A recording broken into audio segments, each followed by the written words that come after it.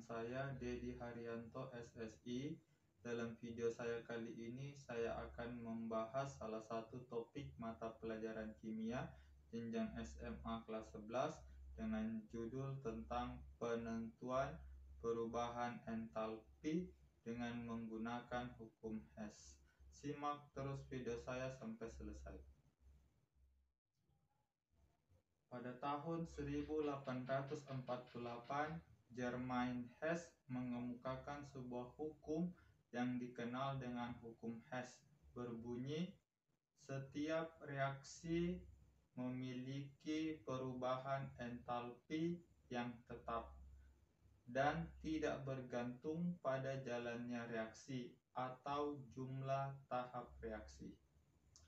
Hukum Hess digunakan untuk menentukan perubahan entalpi dari suatu reaksi dengan menggunakan data delta H atau perubahan entalpi beberapa reaksi yang sudah diketahui. Untuk lebih memahami tentang hukum Hess ini, kita coba aplikasikan melalui contoh soal berikut ini. Contoh soal yang berkaitan tentang hukum Hess seperti berikut ini. Diketahui reaksi S tambah O2 menghasilkan SO2 memiliki delta H atau perubahan entalpi sama dengan minus 300 kJ. Reaksi kedua, 2SO2 tambah O2 menghasilkan 2SO3, delta H-nya atau perubahan entalpinya sama dengan minus 190 kJ. Tentukan 2S tambah 3O2 menghasilkan 2SO3, delta H-nya itu sama dengan berapa kJ. Nah,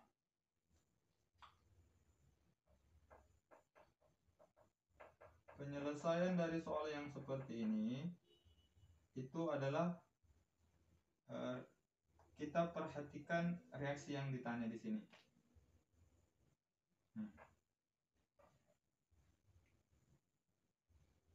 Zat-zat yang terlibat pada reaksi yang ditanya umumnya berkaitan dengan reaksi yang diketahui delta H-nya. Nah, perhatikan dalam reaksi yang ditanya di sini ada 2S. Nah, sementara di reaksi yang diketahui di sini ada S. Nah, ini ada. Oke.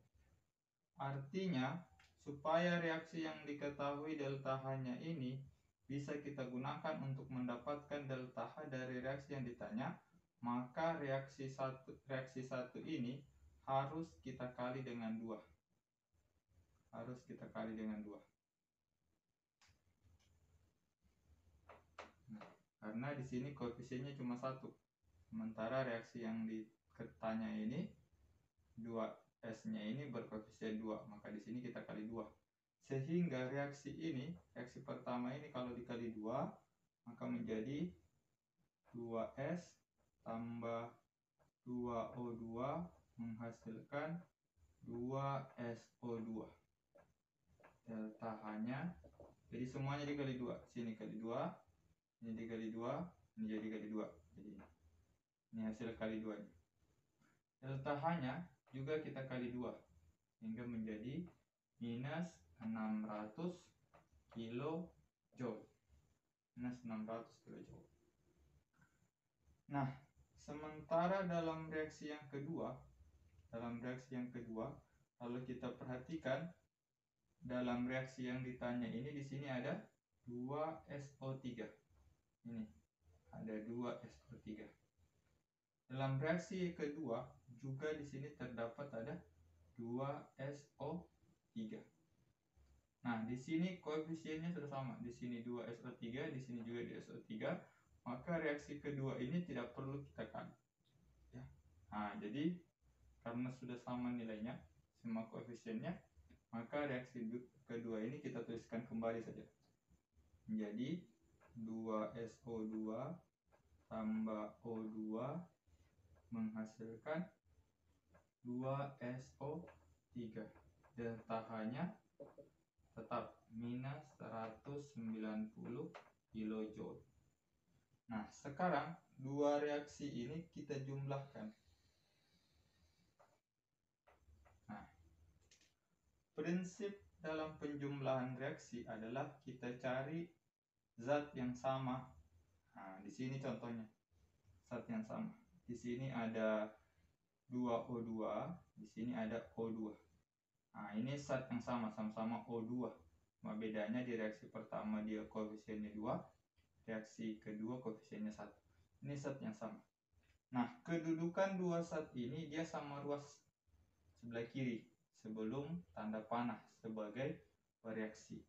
Jadi, kalau ada dua zat yang sama dengan kedudukan atau letak yang sama pada reaksi, maka dua zat itu kita jumlahkan. Jadi ini kita jumlahkan sehingga menjadi 2 tambah 1 menjadi 3O2. Nah, selain O2, kita lihat lagi zat yang sama. Zat yang sama itu adalah ini, SO2. Di sini SO2, di sini juga SO2. SO2. Nah, di sini zatnya sama SO2, ya. Koefisiennya juga sama. Sini 2, sini juga 2. Hanya kedudukannya berbeda ruas. Yang reaksi pertama SO2 di sebelah kanan setelah tanda panah sebagai hasil reaksi, sementara SO2 yang pada reaksi kedua dia di sebelah kiri sebelum tanda panah sebagai bereaksi. Maka kalau kedudukannya berbeda, dia dikurangi. Di 2 dikurang 2 habis.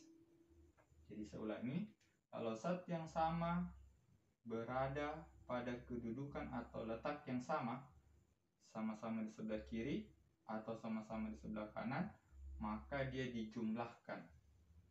Tapi kalau zatnya sama namun berbeda ruas, satu di sebelah kanan, satu di sebelah kiri, maka dia dikurangkan, ya. Karena di sini 2 dengan 2 habis, maka SO2-nya habis. Zat yang tidak ada samanya kita turunkan saja. Ini 2S, tetap berarti di sini 2S, menghasilkan ini 2SO3, kita turunkan 2SO3.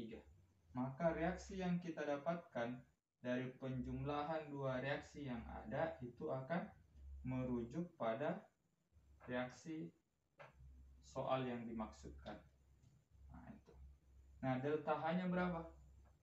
Delta H-nya tinggal kita jumlahkan. Minus 600 ditambah minus 190 itu sama dengan minus 790 kilojoule. Nah, jadi delta H reaksi 2S tambah 3O2 menghasilkan 2SO3 itu sebesar minus 790 kilojoule. Sekarang kita ke contoh yang kedua. Diketahui reaksi pertama C tambah O2 menghasilkan CO2, delta H-nya sama dengan minus 94 kJ. Reaksi kedua 2H2 tambah O2 menghasilkan 2H2O, delta H-nya sama dengan minus 136 kJ. Reaksi ketiga 3C tambah 4H2 menghasilkan C3H8, delta H-nya sama dengan minus 24 kJ. Tentukan C3H8 tambah 5O2 menghasilkan 3CO2 tambah 4H2O, delta H-nya sama dengan titik-titik. Oke. Untuk menyelesaikan soal seperti ini, kita tinjau reaksi yang ditanya. Ya, ini. Oke. Di sini ada 4 zat, C3H8, O2, CO2, H2O. Oke. Kita ke zat yang pertama dulu, C3H8. Nah, C3H8 ini kalau kita perhatikan pada reaksi yang diketahui terdapat pada reaksi yang ketiga. Nah, ini C3H8. Oke. Nah, sekarang kita lihat koefisiennya atau jumlah zatnya. Di sini C3H8 pada reaksi yang ditanya itu koefisiennya 1. Ya, nih. Sementara di reaksi yang diketahui juga koefisiennya 1. Nah, sama. Artinya di sini karena koefisiennya sudah sama, berarti reaksi ketiga ini tidak perlu kita kali. Tapi kita perhatikan kedudukannya. Ternyata C3H8 di reaksi yang ditanya dengan C3H8 di reaksi yang diketahui itu berbeda letaknya atau berbeda kedudukannya. Di reaksi yang ditanya, C3H8 di ruas kiri sebelum tanda panah sebagai pereaksi, sementara C3H8 pada reaksi yang diketahui terdapat di sebelah kanan setelah tanda panah sebagai hasil reaksi. Karena berbeda kedudukannya atau berbeda posisinya, maka reaksi ketiga ini harus kita balik. Nah, dibalik. Kesimpulannya dia dibalik. Nah, dibalik dalam artian apa?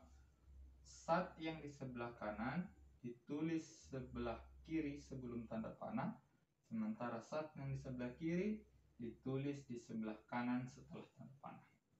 Oke, kita tulis kembali reaksi ketiga ini.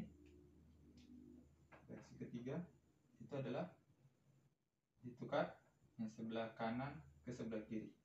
Menjadi C3H8 ini ada di sebelah kiri sebelum tanda panah. C3H8 menghasilkan. Nah, di sebelah kiri tadi ada 3C dengan 4H2 dipindah ke sebelah kanan. Nah, jadi dia istilahnya ditukar. Oke, tuh. Kita tulis di sini 3C tambah 4H2. Nah, itu. Nah, delta H-nya berapa? Kalau dia dibalik, maka delta H-nya nilainya tetap, tapi tandanya berubah. Jadi kalau dia minus, maka setelah dibalik menjadi positif 24 kJ. Kalau dia positif, jika reaksi dibalik, maka menjadi minus. Nah, itu jadi dibalik, tandanya dirubah. Nah, minus jadi plus, plus jadi minus. Oke. Sekarang kita lihat setelah C3H8 ada O2 di sini. Nah, kalau kita di reaksi yang ditanya ini ada O2, kita merujuk ke reaksi yang diketahui. Di sini ada O2, di sini juga ada O2. Pada reaksi 1 ada O2, pada reaksi kedua juga ada O2. Artinya O2 ini kita tidak bisa patokan. Ya, kita tidak bisa patokan untuk menuliskan reaksi yang ditanya karena dia terdapat di reaksi 1 dan terdapat juga di reaksi 2. Berbeda dengan C3H8 tadi ini. C3H8 ini tadi hanya terdapat pada reaksi ketiga. Nah, reaksi 1 tiada, reaksi 2 tiada, hanya terdapat pada reaksi ketiga. Maka ini kita tinggalkan saja O2-nya, kita pindah ke zat yang berikutnya, yaitu CO2.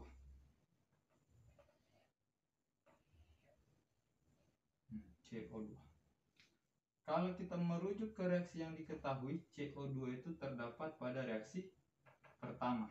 Nih, CO2. CO2. CO2. Oke. Nah, sekarang kita lihat jumlah koefisiennya atau jumlah molekulnya. Di sini di reaksi yang ditanya CO2-nya ada sebanyak 3. Nah, sementara di reaksi yang diketahui CO2-nya koefisiennya 1. Artinya reaksi 1 ini kita kali dengan 3. Nah, supaya nanti di sini CO2-nya koefisiennya jadi 3 juga, sama dengan ini. Oke. Nah, setelah koefisiennya kita lihat kedudukannya. Perhatikan CO2. Di sini CO2 di reaksi yang ditanya sebelah kanan setelah tanda panah. Di reaksi yang diketahui juga CO2-nya ada di sebelah kanan setelah tanda panah. Artinya untuk CO2 ini kita tidak perlu balik seperti C3H8 tadi. Kalau C3H8 tadi berbeda letaknya, maka dia dibalik. CO2 karena sama letaknya, sama-sama sebelah kanan setelah tanda panah, maka reaksinya tetap hanya dikali 3. Artinya semuanya dikali 3. Maka reaksi pertama ini menjadi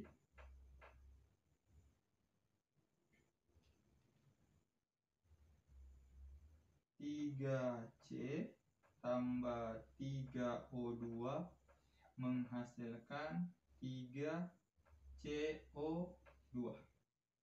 Nah, delta H-nya berapa? Nah, ini kita kali 3 juga. Minus 94 dikali 3 itu sama dengan minus 282 kilojoule. Oke, CO2 sudah selesai. Sekarang kita ke zat yang berikutnya, yaitu H2O. Di reaksi yang ditanya, H2O-nya sebanyak 4 H2O. Di reaksi yang diketahui, H2O ini terdapat pada reaksi kedua. Ini. Ya. Oke. Nah, sekarang kita lihat jumlah dari H2O-nya. Di reaksi yang ditanya, H2O-nya sebanyak 4 H2O. Sementara di reaksi yang diketahui, itu yang ada hanya 2 H2O. Artinya supaya koefisiennya ini sama, jumlah molekulnya ini sama, maka 2 H2O ini harus dikali 2. Nah, harus dikali 2. Nah, supaya nanti 2 kali 2 4 sama dengan ini. Jangan dikali 4. Kalau kali 4 nanti 4 kali 2 8, tidak sama. Tujuannya adalah untuk menyamakan reaksi yang diketahui dengan reaksi yang ditanyai. Nah, jadi cukup dikali dengan 2. Oke. Setelah jumlahnya sama, kita perhatikan kedudukan dari H2O-nya. Di sini H2O-nya setelah tanda panah sebelah kanan. Di reaksi kedua juga H2O-nya di sebelah kanan setelah tanda panah. Artinya untuk H2O juga tidak perlu dibalik karena letaknya sudah sama seperti CO2 tadi yang letaknya sama. Maka reaksi kedua ini kita kali 2 saja. Semuanya kali 2. Jadi kali 2. 2H2 kali 2 menjadi 4H2. O2 dikali 2 menjadi 2O2. 2H2O dikali 2 menjadi 4H2O. Nah, delta H-nya berapa? Delta H-nya ini kita kali 2 juga. Hasilnya minus 272 kilojoule. Oke. Nah, sekarang setelah semua zatnya kita penuhi, sekarang kita jumlahkan reaksinya. Oke, jumlahkan. Prinsipnya adalah mencari zat yang sama atau sejenis. Nah, kalau kita lihat, nah, zat yang sama ini ada di sini. Ini C. Di sini juga C. Nah, C. Nah, kalau kita perhatikan ini C di sini jumlahnya 3, di sini juga 3, sama. Tapi kedudukannya berbeda. Untuk reaksi yang 3C yang pertama ini di sebelah kanan setelah tanda panah. Untuk 3C yang kedua dia di sebelah kiri setelah tanda panah. Artinya beda ruas. Prinsipnya adalah kalau beda ruas dia dikurang. Nah, 3 dikurang 3 0 atau habis. Nah, kita coret dia kalau habis. Nah, mana lagi yang sama? Nah, O2. Di di sini ada O2. Nah, di bawah juga di sini ada O2. Nah, di sini 3O2, di sini 2O2. Sama ruasnya, sama-sama di sebelah kanan, sebelah kiri sebelum tanda panah. Nah, kalau sama ruas begini, maka dia dijumlah 3 tambah 2 menjadi 5O2. Oke. Nah, kita lihat lagi ada zat yang sama. Nah, H2. Ini ada H2. Sini juga ada H2. Oke, sama. Tapi berbeda letaknya. Satu sebelah kanan, yang kedua di sebelah kiri. Artinya kalau beda ruas, dia dikurang. 4 dikurang 4, habis. Oke. Nah, C38 tidak ada samanya, kita turunkan saja menjadi C3H8 ditambah 5O2 menghasilkan CO2 tidak ada samanya, turunkan saja jadi 3CO2 ditambah 4H2O. Nah, reaksi yang kita dapatkan setelah menjumlahkan ketiga reaksinya itu pasti akan kembali ke reaksi yang ditanya. Nah, sama di sini. C3H8 tambah 5O2 hasilkan 3CO2 tambah 4H2O. Nah, delta H-nya berapa? Tinggal kita jumlahkan. Plus 244 ditambah minus 282 ditambah minus 272 menghasilkan